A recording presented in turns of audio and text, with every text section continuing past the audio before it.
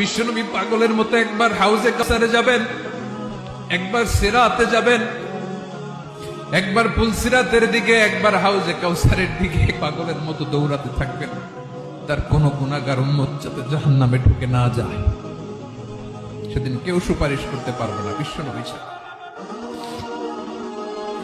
এজন্য 5 নম্বর আল্লাহ বললেন, মান যাল্লাযী ইয়াশফাউ ইনদাহু ইল্লা বিইযনিহি।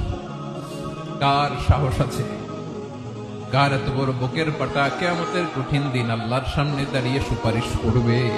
কারো ক্ষমতা, কারো ক্ষমতা নাই। বিশ্বনবী সেদিন সিজদায় পড়ে উম্মতের জন্য কাঁদবেন, সবাই কাঁদবে, নফসি নফসি, আল্লাহ আমারে বাঁচাও, আল্লাহ আমারে বাঁচাও। বিশ্বনবী বলবেন, উম্মতি উম্মতি। বিশ্বনবী আমার জন্য কাঁদবেন, আপনার জন্য কাঁদবেন।